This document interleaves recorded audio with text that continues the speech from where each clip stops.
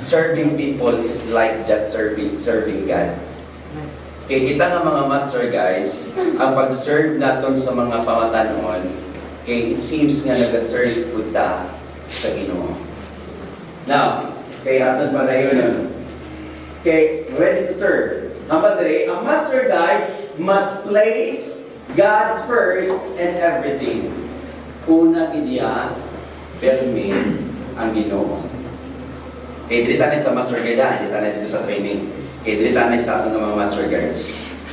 Hindi kid dapat ipahambog. Kay wala man dili kita kung wala man dili.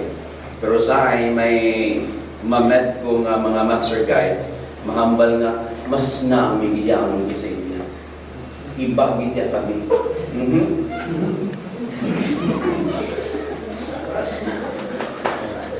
A master guide must place God first and everything. Kung imo ginauna-una nga nag-serve ka sa Ginoo, hindi ka makahambal nga taas ka sa iban.